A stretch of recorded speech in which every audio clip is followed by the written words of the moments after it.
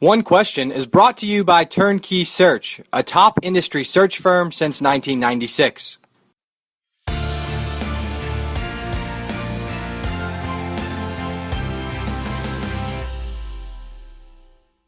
How does a guy who spent time in a president's office as a chief of staff, when you're named interim AD, are there stereotypes, or did you feel like there were stereotypes walking into the athletic department and leading that crew that you needed to overcome to gain their trust?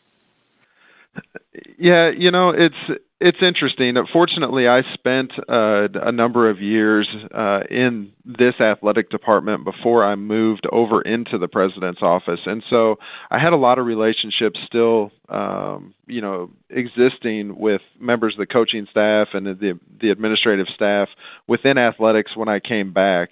But the big thing for me that I was able to do, it wasn't so much about having to deal with some of those stereotypes and things when I came back.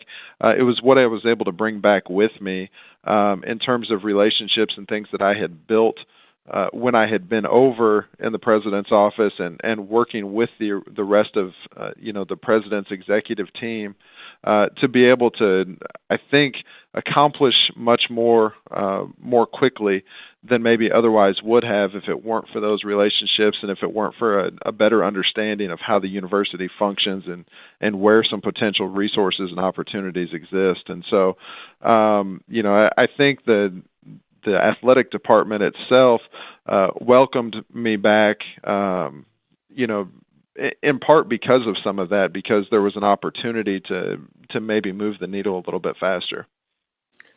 For those who might be a level or two below an athletic director, so an associate AD, a senior associate AD, you've sat on the president's side of things in close proximity to somebody running a university. How can the senior level of an athletic department think about building the right relationships into a president's office, which could be very crucial for their current success on their campus, but also their long-term networking success? So what are the appropriate ways for them to think about doing that?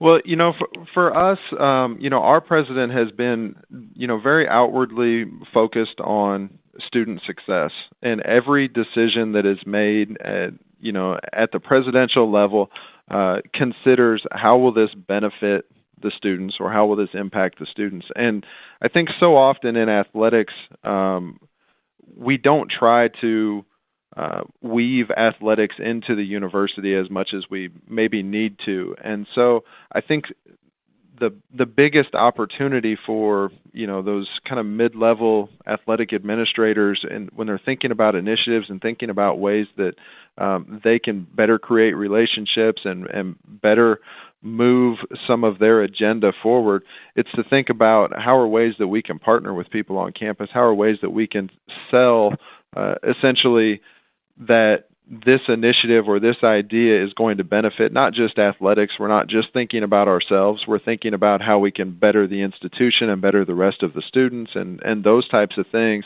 And that's where I think relationships are built and are strengthened when people across campus also feel like, hey, this isn't just about athletics. This is about our institution, and they're as big a part of our institution as we are. And I think sometimes that's lost in people when they just kind of are so focused in what they're doing and tend to, not see the forest for the trees. Do you have some good examples right off the top of how you all do that really well at SEMA? One of the biggest things that we have, tried to do here in the last 18 months or so is to figure out ways that we can partner with different student groups on campus, whether that be the Greeks or whether that be, a segment of student government or what that is.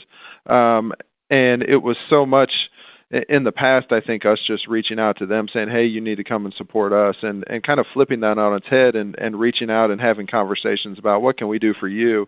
What are some things that you all are looking to do, and how can athletics help, you all in that? And it's much more of a reciprocal relationship. And I think, those are the types of things that are really well received. we look at a similar type of approach when we've looked at faculty and staff, and our goal is to try and drive them to our sporting events and get them to support us.